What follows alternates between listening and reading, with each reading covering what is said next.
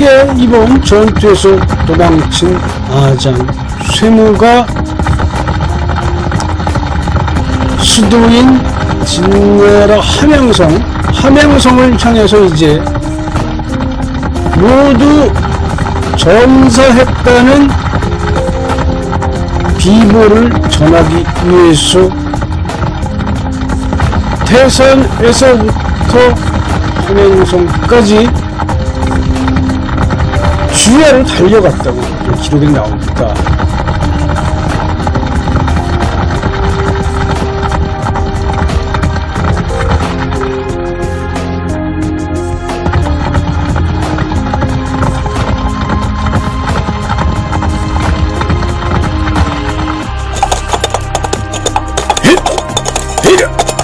조금만 더 달려!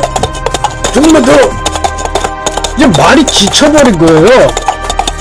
그러나 쇠부는 조금도 지체를 할 수 없다는 생각에 지친 말을 달래가면서 이제 이 진나라하고 이 제나라 사이에는 이제 큰 사막이 하나 있는데 여기를 그냥 달려 나가는 거예요.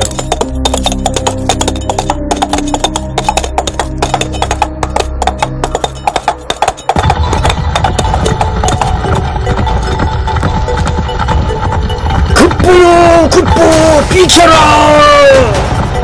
하면서 쇠무가 함양성 거리를 달려서 진소양왕이 거처하고 있는 궁 앞으로 달려 들어갑니다. 그러니까 쇠무를 보고 다들 비켜주는 거예요. 거리에 있는 그 사람들이.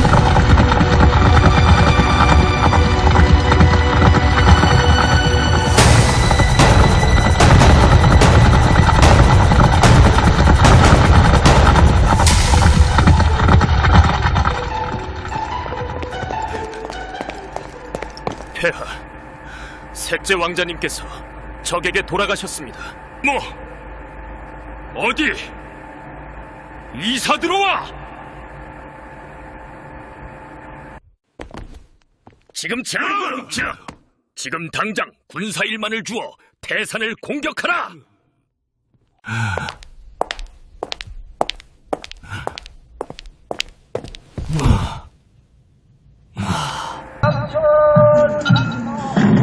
셋째 아들인 이호가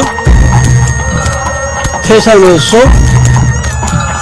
전사했다는 충격적인 사실에 이제 왕인 진소양왕은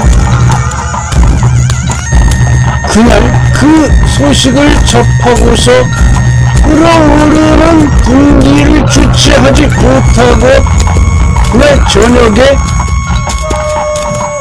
급사를 했다고 합니다.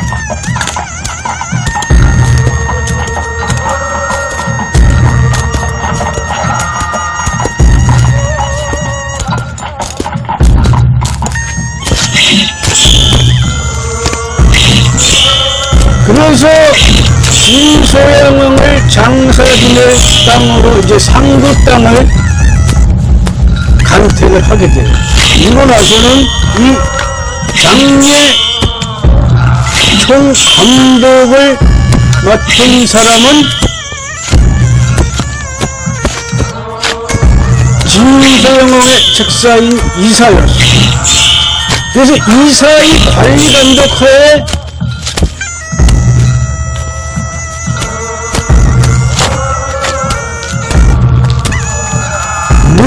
조선공사가 시작이 되고 이제 한 달 만에 석실이 완성이 됐다고 이렇게 기록이 나오죠.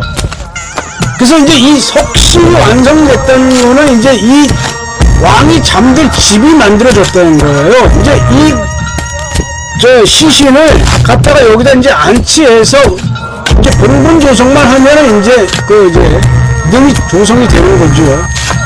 그래서 이 공사에 동원된 인원은 10만 명을 차출해서 공사에 동원이 됐고, 이 10만 명은 무창을 지키고 있는 15만 중에서 10만을 이제 일로 빼오게 됩니다. 그래서 능조선 공사에 동원된 병사들은 무창을 지키던 15만 중에서 10만이 이제 일로 와서 공사 시작한 거였어요. 그래서 10만의 병사들이 달라들어서 공사를 시작하니까 공사 속도가 이제 부쩍부쩍 진행이 되는 거였어요.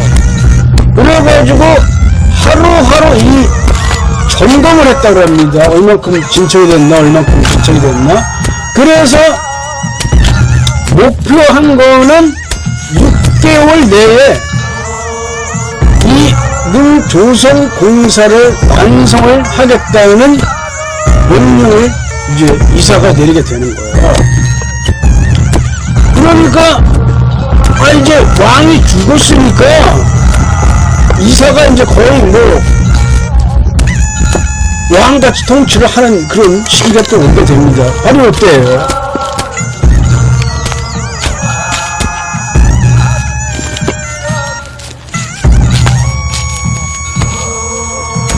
드디어 6개월 후에 진소양 왕의 능이 이제 모습을 드러냅니다. 둘레가 십리라고 합니다. 이 한 바퀴 도는데 십리를 걸렸다고 그래요. 그러니까 4kg가 넘는 거예요. 옛날에는 4kg가 넘는 거예요, 십리가. 그래서 둘레가 십리이고 높이가 50m. 이게 50m니까 상당히 높은 거죠. 그 정도의 거대한 능을 조성을 하게 됩니다. 그리고 나서 이제 이 제각 앞에다가 이제 음식물 이제 왕에게 이제 보고를 할 그 음식물을 이제 진설을 해놓고 이제 이사가 그거를 읊었다고 그래요. 대왕이시오! 이제 대왕께서 연날을 하실 집이 완성되었나이다. 이 누추하지만 작은 집에서 지내셔야 할 것 같습니다. 통일대왕은 왕자 이탁이 맡아서 변함없이 추진을 할 것이니 대왕께서는 영원하시고 편안히 잠드소서 하는 제문을 읽었다고 합니다. 자, 이번 이야기는 여기까지 해볼까 합니다. 여러분, 그랬습니다.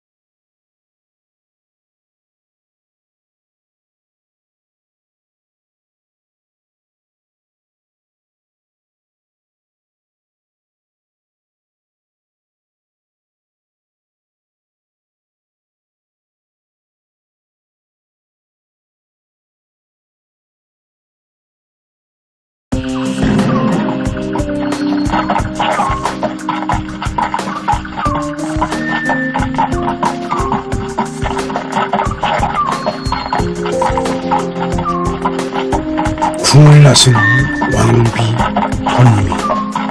번미는 이제 진소영왕 시아버지가 오늘 갑자기 급사를 해서 죽어버렸죠. 그것은 셋째 아들 이호가 태산에서 쌍추와 향수의 공격을 받아서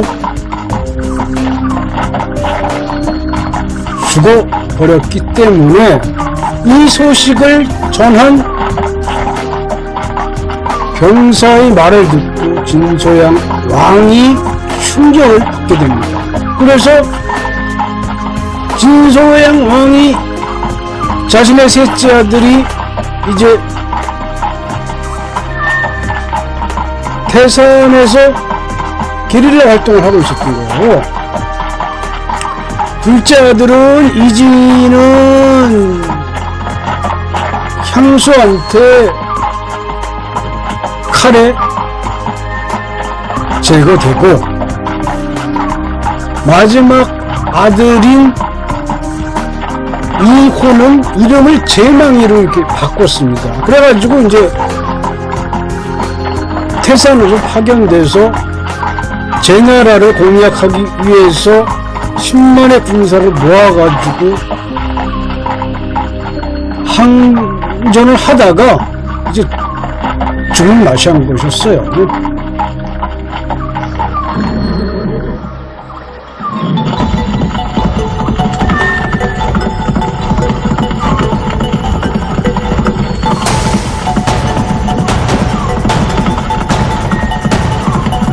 궁을 나선 왕비 번미는 원래의 남편이죠. 원래의 남편인 은우가 너무 보고 싶어서 산길을 달려나가는 거예요.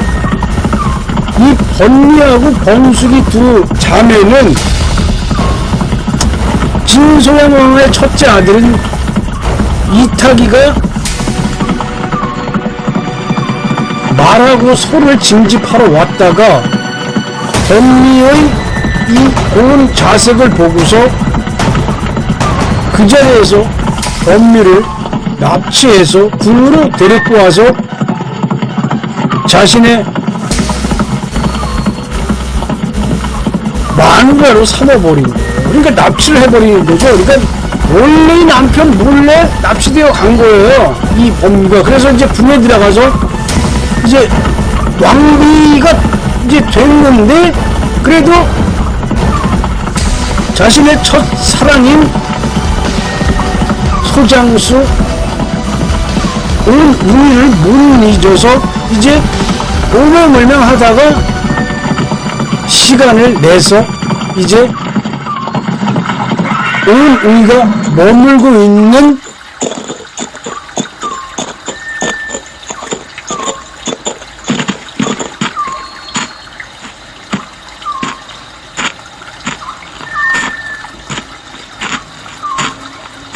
오두막에 도착을 해서 두리번거리면서 은웅이가 어디 있는가를 찾았어요. 지금 진소양 왕이 죽었으니 너는 이사에게 뇌물을 바쳐라. 네, 다음은요?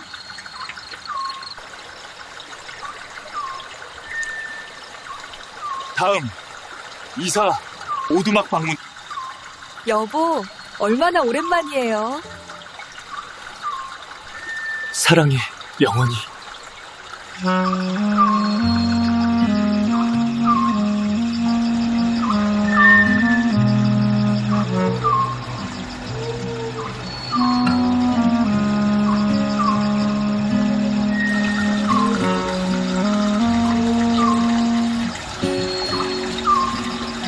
그 은우하고 번미가 이제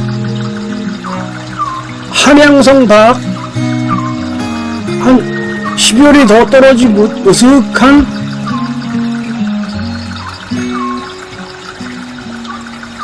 모옥이 있었어요. 띠집이라고 하고 모옥이라도 하는데, 이 초가집에서 두 사람이 재회를 오래간만에 합니다. 그래,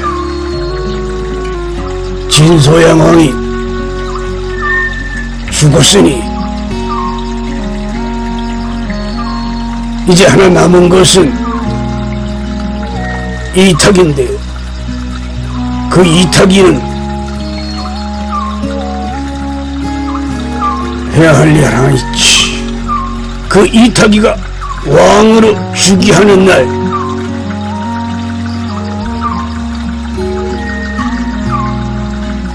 이탁이가 우리의 아들 정을 세자로 삼겠다는 선포식을 하는 것이 중요한데, 이 중요한 일을 도맡아 처리할 사람은 책사인 이사란 말이지. 그러니까 여기서 이렇게 길게 만날 수 있는 시간이 없어.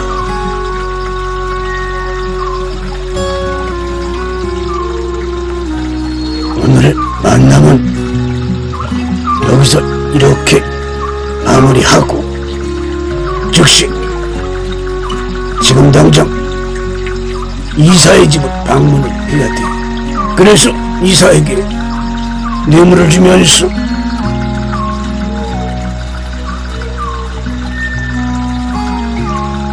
이탁이가 왕으로 즉위하는 날 우리의 아들 정을 세자로 책봉한다는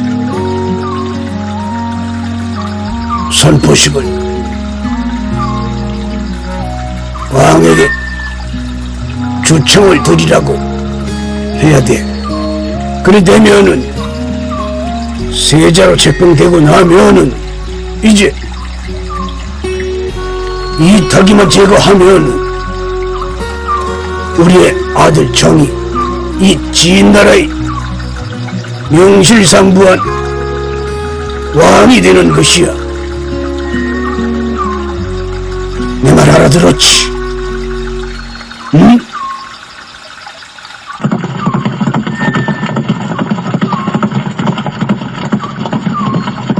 소장수 오능이의 이야기를 들은 왕비 본리는 이제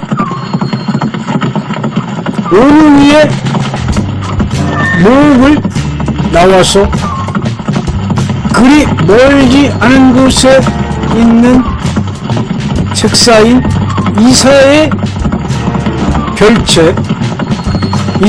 별채를 향해서 말을 달려 나가는 곳이었어요. 달려 나가면서 영매는 다시 한번 오누이가 했던 이야기를 마음속으로 되새깁니다. 그래, 이사에게 우리 아들 정을 세자로 책봉해달라고 주청을 하란 말이지. 그리 되면은 모든 일이 잘 풀릴 것이야. 그래. 자, 오늘 이야기는 여기까지 해볼까 합니다. 여러분, 고맙습니다.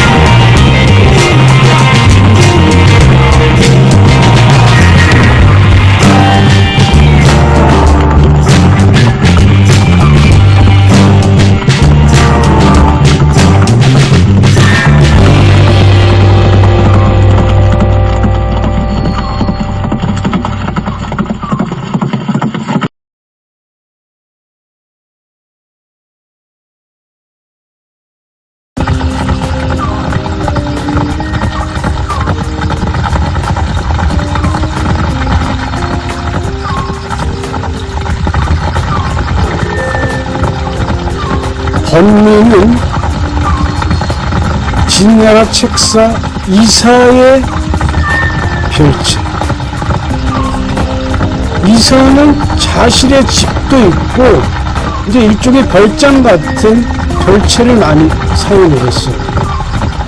거기에는 이제 은밀하게 찾아오는 손님을 대접할 수 있는 그런 조건을 다 갖추어 있는 그런 별채였던 거예요.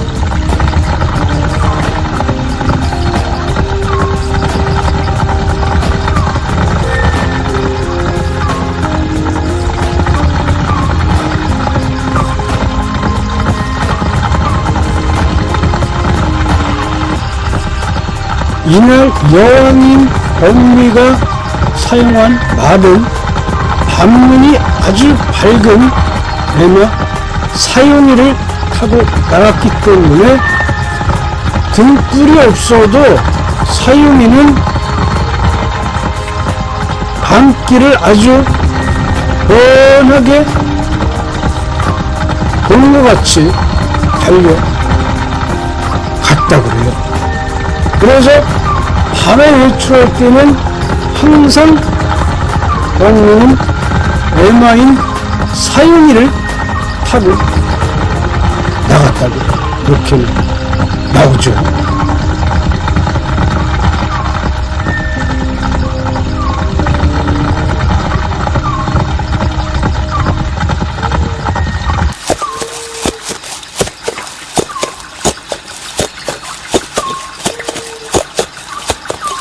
드디어 진나라 책사 이사의 별채에 당도해서 이제 있는지 없는지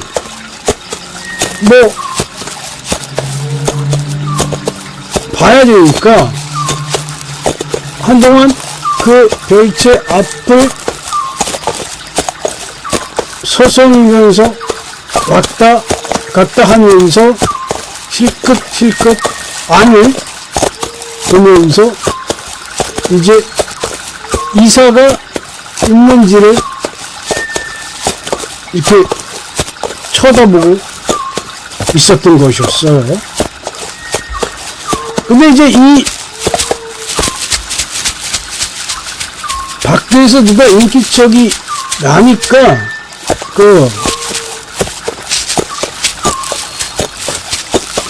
이사의 몸종이 생비가 있었는데 이 생비가 아직도 눈치가 빠른 이 몸종이었어요. 이 생비가 밖에 어떤 여인이 이제 말을 타고 와서 자기 주인을 찾는 듯한 눈치가 보이니까 잽싸게 몸종인 생비가 뛰어나가서 여왕 범미의 애마인 사용이의 말고삐를 잡고서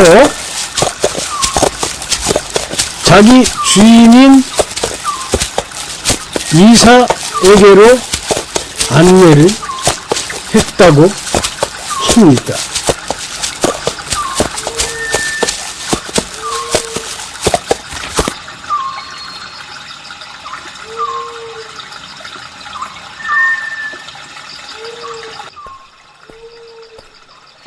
어서 오세요, 나의 사랑스러운 여왕이시여. 하인이 차를 준비할 것입니다. 나의 사랑스러운 여왕이여, 무슨 까닭이라도 있어? 내 어린 아들, 왕세자 자리에 오르도록 제발 도와주세요.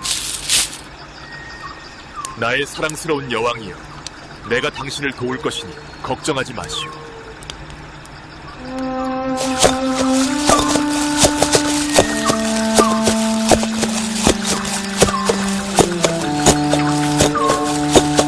돌아오는 범민은 책사인 이사에게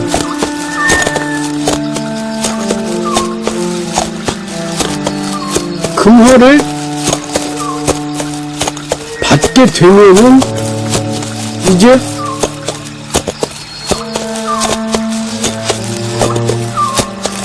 온 의미가 했던 말이 생각이 나는 것이었어요. 만일 이사가 그 말을 받게 된다면 거래는 9할 이상 성공한 것이요. 그리 된다면 내일 이타기가 진나라 왕으로 등극을 하면서 그날 바로 이사가 우리의 아들 정을 세자로 책봉을 하는 게 가한 줄로 아래요 하고 왕인 이타기에게 주청을 할 것은 말이지. 그리 되면 옆에 있던 대신들도 대왕 이사의 말이 가한 줄로 아래요 하고 재차 왕에게 이야기를 할 거란 말이지. 그리 되면은 왕 이타가 아이 기분이 업돼가지고 아이 그거 뭐 어려운 일이겠느냐 하면서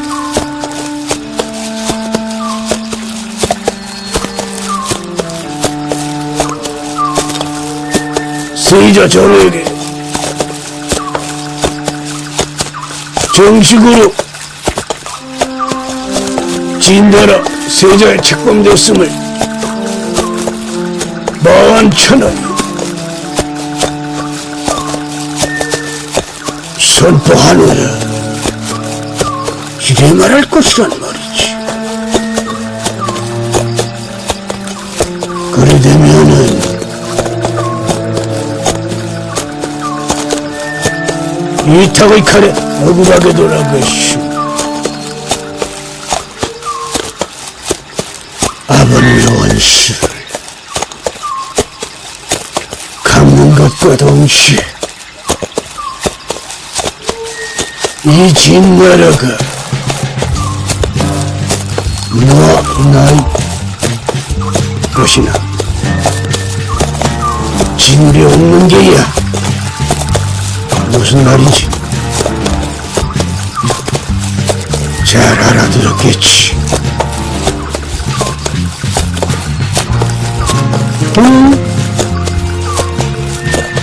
최장수 우가 자신의 첫 번째 부인이었던 번미에게 이제 번미를 포옹하고서 은밀하게 이야기했던 말이 생각이 나는 것이었어요. 자, 오늘 이야기는 여기까지 해볼까 합니다. 여러분, 그렇습니다.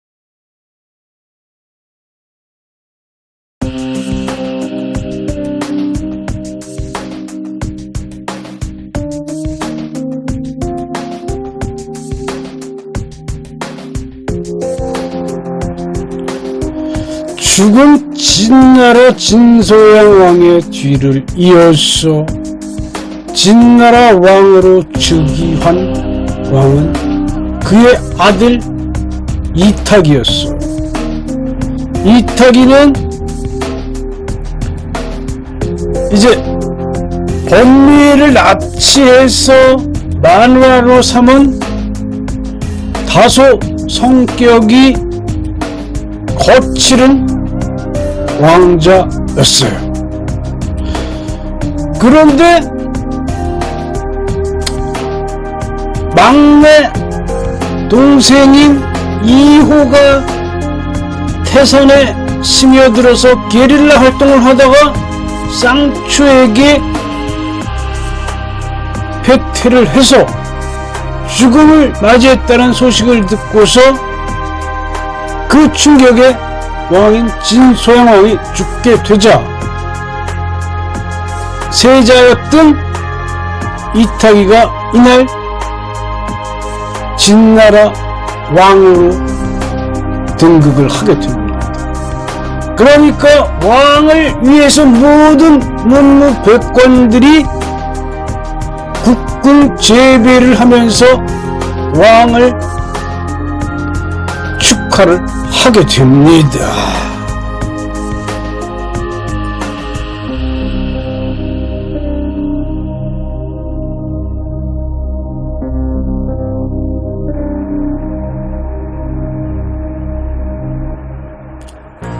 왕으로 즉위한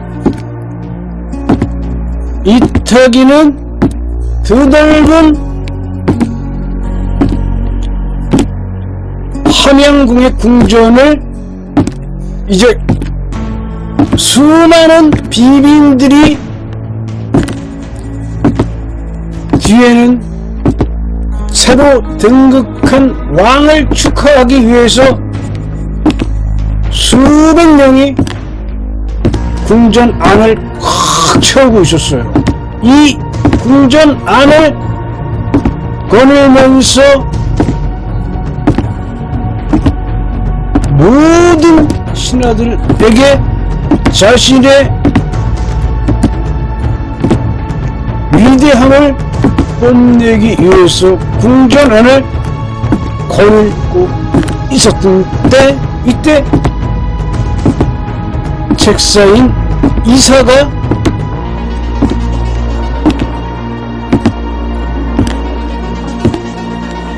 즉위한 왕 이탁이에게 이제 전날 왕비인 범리가 했던 말이 생각이 나서 이제 정전 안을 거닐고 있었던 왕 이탁이에게 다가서면서 정중하게 청이 있다고 합니다. 위대한 왕이시여, 경하드리옵니다. 오치야, 나는 이 영광을 나의 백성들과 나누고 싶다. 한 가지 요청이 있습니다. 8살 된 아드님을 왕세자로 책봉해 주십시오. 내가 허락하니 7일 동안 춤잔치를 벌이도록 하라.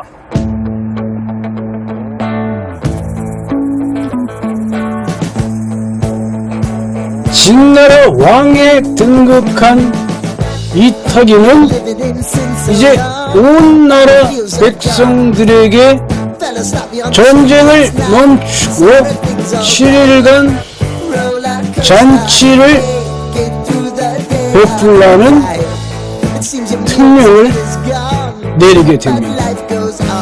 이때는 이제 이 경미한 죄를 지은 죄수들은 방면을 하게 됩니다. 그래서 뭐 아주 경미한 죄를 지은 사람들은 뭐 남의 물건을 얼마큼 좀 도둑질했다거나 뭐 누구네 집 담을 넘어가서 뭐 했다고 이런 경미한 범죄를 저지른 범죄자들을 비롯해서 이제 포로로 잡혀온 많은 죄수들이 또 있었어. 그래서 이 포로들에게도 이제 노역을 해야 되는 그 기간이 있기 때문에 이 노역 기간을 뭐 줄여준다거나 뭐 이렇게 해서 이제 이 새로 등극한 왕이 이렇게 너그러운 덕을 갖춘 국왕이다, 이런 거를 나타내기 위해서 이제 그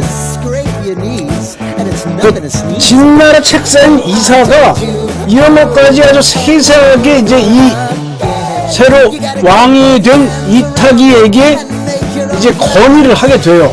그러니까 이사의 건의를 들은 이제 이 새로 등극한 왕 이탁은, 그래, 그거 일리가 있는 조치이구나.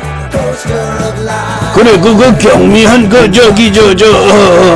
문법자들은 좀 다시 또 갱생을 할 수 있는 기회를 줘야겠지. 그래, 경도 요번에 수고가 많았어 하면서 이타기가 책사인 이사에게 고생이 이번 일로 인해서 좀 많이 있었어 하면서 이제 치하를 해주게 됩니다. And now it's about to leave. Oh, roller coaster. Oh, roller coaster.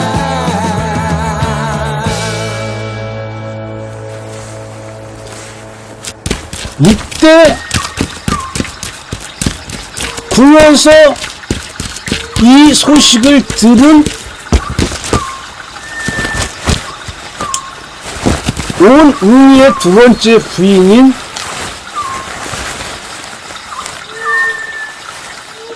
번숙이가 이제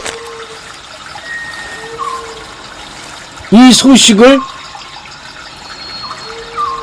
누구보다도 빠르게 달려와서 숨어있는 오누이에게 소식을 전합니다. 그래, 드디어 이타기가 왕이 되었다 이거지. 하니까 번숙이가, 예, 서방님, 그렇습니다. 어떻게 할깝쇼? 이제 번숙이가 물어요. 그러니까 오누이가, 그렇다면 두 번째 우리의 기력을 펼쳐야겠지. 너는 사갈국으로 가서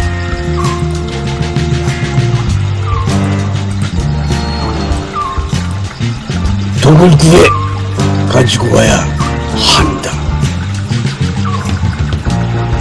그 구해가지고 온 독을 가지고 새로 등극한 왕 이타기를 제거하는 일에 착수해야 하느니라. 자, 오늘 이야기는 여기까지 해볼까 합니다. 여러분, 고맙습니다.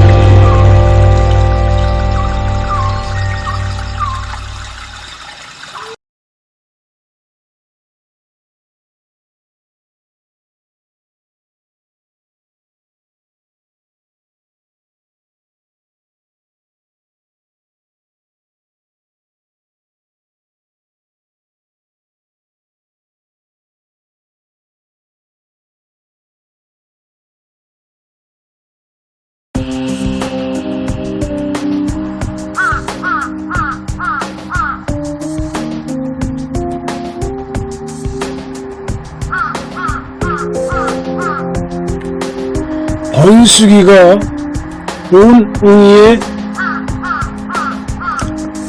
은밀한 지시를 받고서 사갈국에 가서 독을 구해 와야 되는 거였어요. 그래서 번숙은 온 웅이가 가르쳐준 대로 이제 얼만큼 어디로 가서 뭐 북쪽으로 또 면리를 가서 또 남쪽을 향해서 갔다가 뭐 이렇게 이제 가르쳐 준 거예요. 사갈국을 이제 이 소장수니까 이제 지리에 대해서 많이 안단 말이죠.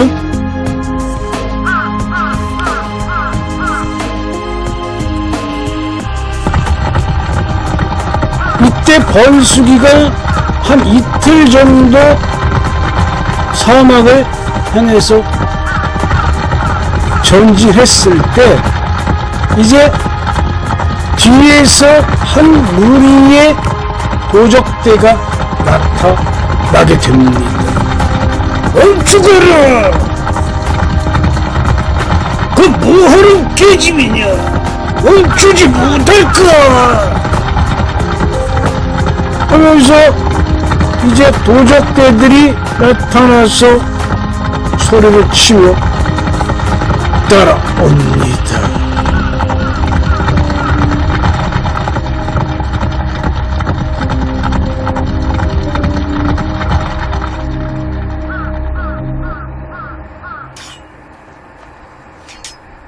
멈춰라! 지나가려면 통행료를 내야 한다. 하지마. 나는 단지 칼을 가지고 있을 뿐인데 싸우고 싶은 건가?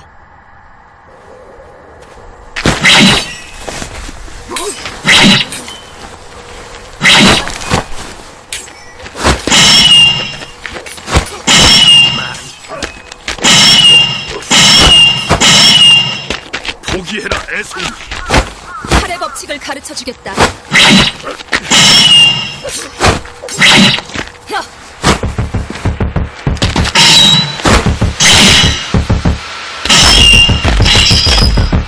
드디어 사이문과 번숙이의 진검 승부가 펼쳐지게 됩니다. 번숙은 언니가 속절없이 진야 형사들에게 납치되어가는 것을 보고 나서 이제 절치부심해서 이해를 달고 닦았어. 그래서 이 번숙의 무예는 흥분한 경우지 올라 있었던 것이었죠.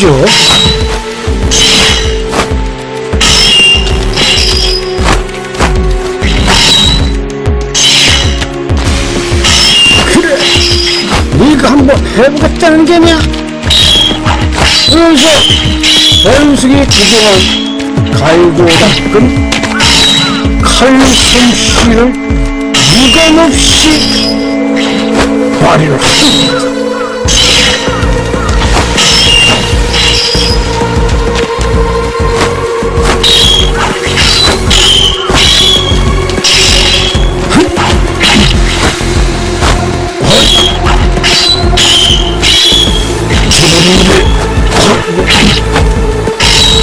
아니, 내가 밀리는 듯한 느낌이야.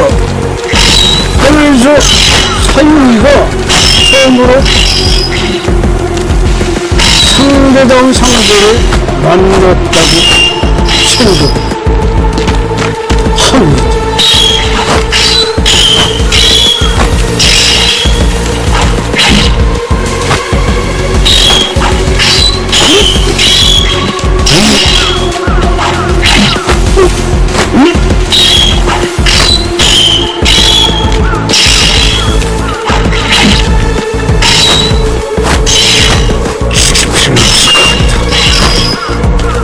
이 자를 이용해서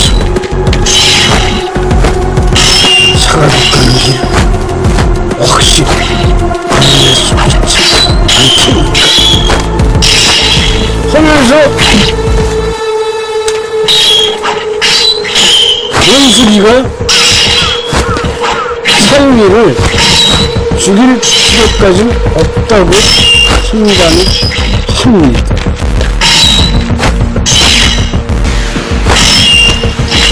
그래서 원수기가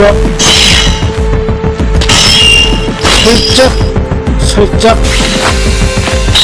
공격하는 사용이에게서 비껴서면서 공격을 받아주게 됩니다.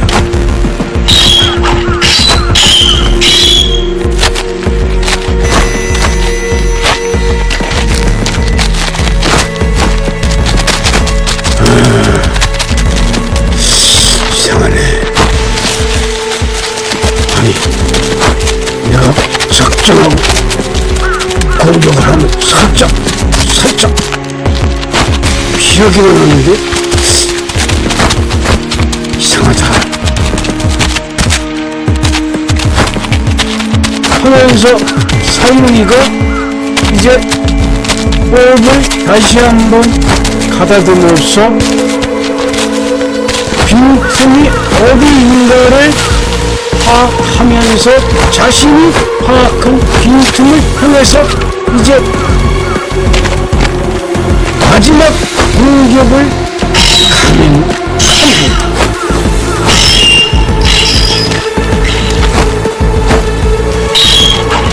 그러나 원숙은 미리 예상을 하고 있었고 사유가 어깨에서부터 허리 아래쪽으로 칼을 내지르면서 들어올 때가 바로 특정이 발견되는 사유라고 생각을 해서 살짝 피하면서 팔 등으로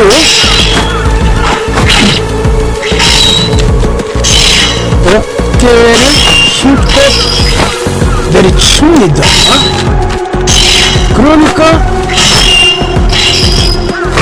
원수기의 역동이죠.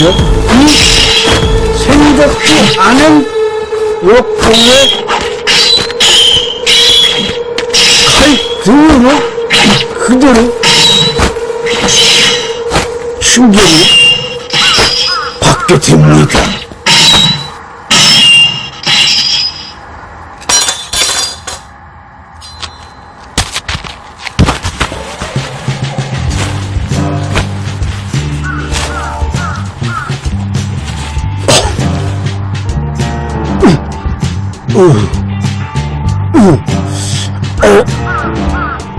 내가 졌소이다. 그대는 여인이지만 상당한 경지에 오른 진정한 무인이 맞소이다. 내가 사람 잘못 봤소. 그래, 어디로 가는 길이시오? 괜찮으시다면 저희가 가는 데까지 호의를 해드릴 수도 있소이다. 하면서 사유리가 이제 원숙이에게 사죄를 하는 의미의 말을 하게 됩니다. 자, 오늘 이야기는 여기까지 해볼까 합니다. 여러분, 고맙습니다.